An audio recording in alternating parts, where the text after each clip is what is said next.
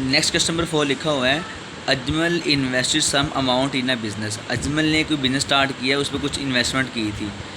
He received a profit of 27,000 at the rate of 12% per year for 3 years. उससे जो बेटा profit हुआ है यानी कि आई जो उसे हासिल हुआ है वो 27,000 है, आर जो दिया हुआ 12% है और टाइम कितना है 3 ईयर्स। ठीक है, आर भी दिया हुआ है, टाइम भी दिया हुआ है और आई भी दिया हुआ है। कह रहा फाइंड द ओरिजिनल इन्वेस्टमेंट, कि उसने कितनी इन्वेस्टमेंट की है कि उसे 3 सालों बाद 12% के लिहाज से 27,000 रुपये उसे फ़ायदा हासिल हो गया। एक्चुअल अमाउंट प्रिंसिपल अमाउंट आपने निकालनी है। इसमें भी आप ऐसे ही करेंगे, आप लिखेंगे पी आपने निकालना है, आई क्या गिवन है, आई जो इन्वेस्टमेंट जो प्रॉफिट हासिल हुआ है वो है 27,000। आई बेटा प्रिंसिपल अमाउंट कह रहा हूँ, ये आपके पास होता है प्रॉफिट मार्कअप। ठीक है, आई। अब रेट क्या है, रेट गिवन है 12%।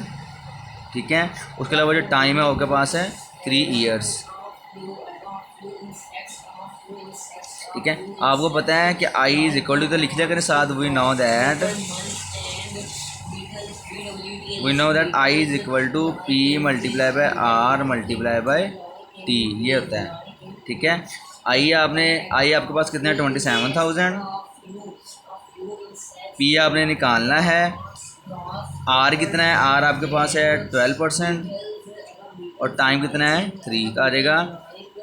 27,000 is equal to P multiply by 12/100 और मल्टीप्लाई बाय 3। तो फिर ऐसे ही करेंगे बेटा, आ जाएगा 27,000 मल्टीप्लाई बाय 100/12 मल्टीप्लाई बाय 3। ये डिवाइड वाला मल्टीप्लाई हो गया और मल्टीप्लाई वाले डिवाइड हो गए हैं। इज इक्वल टू पी, ये आ जाएगा 27 लाख। ठीक है बेटा, 27 1 2 3 4 5 0 और नीचे आ जाएगा 12 multiply by 3 is equal to P. Cutting करवा रहा हूँ, देखें 3 1 ज़ा 3, 3 9 ज़ा 27। ठीक है, उसके अलावा ये 9 है, इसके साथ बेटा 1 2 3 4 1 2 3 4 5 5 0 आ जाएंगे ऊपर। फिर 3 पे कटिंग करवा रहा हूँ, 3 3 ज़ा, ठीक है 3 3 ज़ा 9 और 3 4 ज़ा 12, इसके ऊपर आ जाएगा बेटा। ये 7 जो 0 पे लगाने हैं, इधर मैं 0 लगाई नहीं है, आपने देखें ये आ जाएगा 3 1 2 3 4 5 over 4 is equal to P. फिर मज़ीद कटिंग करवाएंगे, देखें 4 1 ज़ा 4। ठीक है, ये 3 छोटा 7 0 में 4 7 ज़ा 28।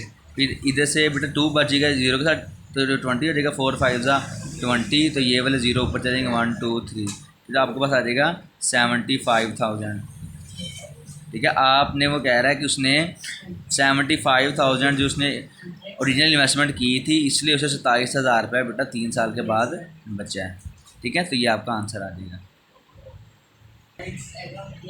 नेक्स्ट नंबर 5 लिखा हुआ है, at 1 annual rate % would 68 amount becomes 9,044 in 11 years. अब बेटा आपने इसमें रेट निकालना है।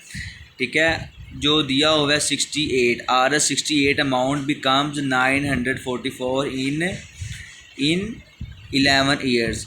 ठीक है बेटा, वो कह रहा है कि कितने रेट निकालना है कि आपको ये वाली अमाउंट इतनी बन जाए इन 11 ईयर्स, 11 सालों में। तो क्या करेंगे आप, आपके पास ये बेटा है आपके पास पी, ये पी है बेटा। ठीक है, आप प्रॉफिट कितना वगैरह कि इस अमाउंट में से ये बन जाए 68, आपका जो है बेटा ये 6800 है, 6800 आपका ये वाला बन जाए। यानी कि क्या करना है, आपने इन दोनों को माइनस करवाना है। माइनस करवाने से जो आंसर आएगा वो आपको आ जाएगा प्रॉफिट। ये आपका है प्रिंसिपल अमाउंट, इन दोनों को माइनस करवाने से आ जाएगा आपके पास प्रॉफिट आई। ठीक है, उसके अलावा बेटा टाइम दिया हुआ है और आपके पास सिर्फ आर आपने निकालना है। तो क्या करेंगे, आप इधर लिख देंगे, इसमें आपने निकालना है आर निकालना है। ठीक है, जो पी प्रिंसिपल अमाउंट दिया हुआ 68,000, आर एस 6800 वही गिवन है। अब वो कह रहा है कि 6800 कैसे 9,044 बन जाए। यानी कि क्या है कि इसको ये बनाने के लिए क्या करेंगे, दोनों को माइनस करवाएंगे कि जो मुझे एक्स्ट्रा हो रहा है वो मेरा प्रॉफिट होगा। तो मैं लिखूंगा इधर profit I is equal to 9044 minus 6800। दोनों को माइनस करवाने से जो मेरा आंसर आता है तो वह है 2244। आर निकालना है, पी मेरे पास ये है, प्रॉफिट यानी कि आई मेरे पास 2 to 4 पर आ गया है। उसके अलावा जो टाइम दिया हुआ है, टाइम है आपके पास गिवन क्वेश्चन नंबर में 11 ईयर्स, ठीक है 11 ईयर। क्वेश्चन जैसे ये किया वैसे ही क्वेश्चन ये वाला है। अब आपने क्या करना है, आपने लिखना है वी नो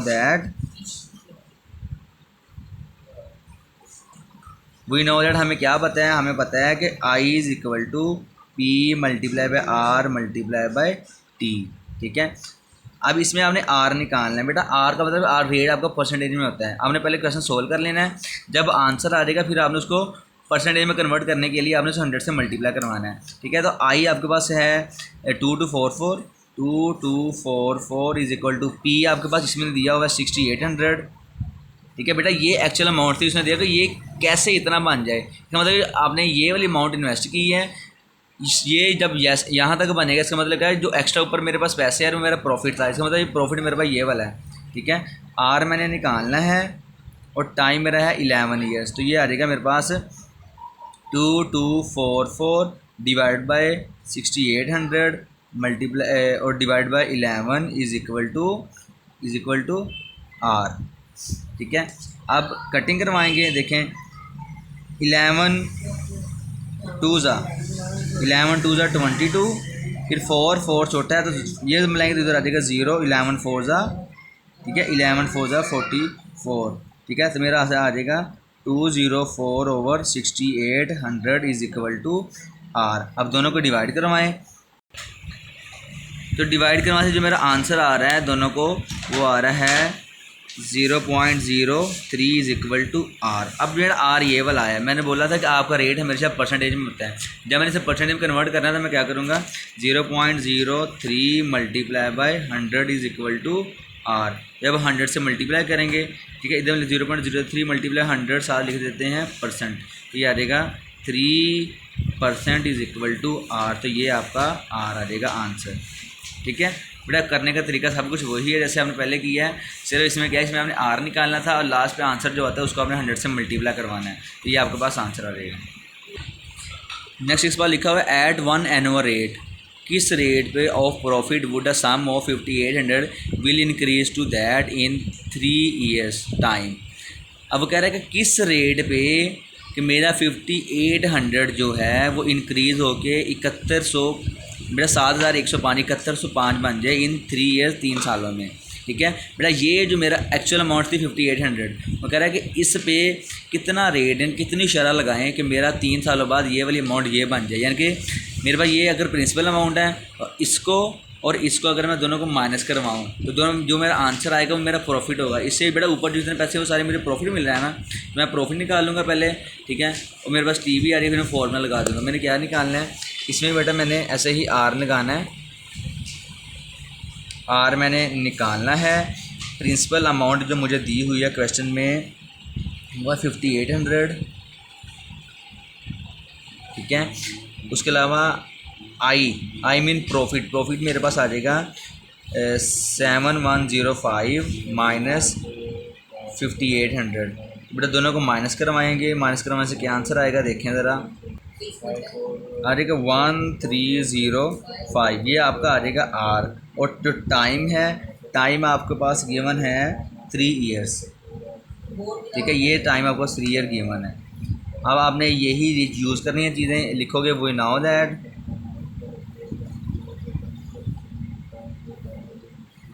दैट हमें क्या पता है, I is equal to P multiply by R multiply by T.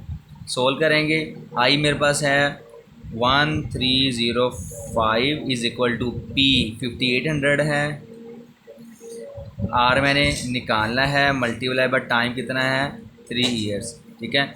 अब ये भी ऐसे 1305 डिवाइड बाय 5800 मल्टीप्लाई बाय 3, ठीक है। डिवाइड ये दोनों मल्टीप्लाई है ना, इधर डिवाइड में लिख दिया मैंने, इज इक्वल टू आर। अब इनको डिवाइड करवा दो, डिवाइड करवाने से मेरे पास जो आंसर आ रहा है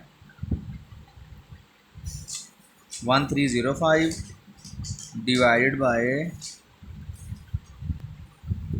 आंसर मेरा आता है बेटा 0.075 इज़ इक्वल टू आर। ये मेरा आर आ गया, रेट तो मेरा आ गया, लेकिन मैंने बोला था जो रेट आपका परसेंटेज में आता है, तो क्या करूँगा 0.075 multiply by 100 percent is equal to R. ठीक है बेटा, आपको पता है 100 से अगर मैं मल्टीप्लाई करवा रहा हूँ साथ में परसेंटेज लिख रहा हूँ। बेटा परसेंटेज का मतलब क्या है, 100 मल्टीप्लाई बाय 1/100। बेटा परसेंटेज की जगह 1 और 100 दोनों कट जाएंगे ना तो कुछ नहीं आता। इसका मतलब क्या, अगर मैं 100 लिख रहा हूँ मैं साथ परसेंटेज भी साथ लगा रहा हूँ, इसलिए बेटा लगा रहा हूँ। तो इस दोनों को मल्टीप्लाई करवाएंगे तो आ जाएगा 7.5% इज़ इक्वल टू आर। तो ये मेरा आ जाएगा रेट 7.5%।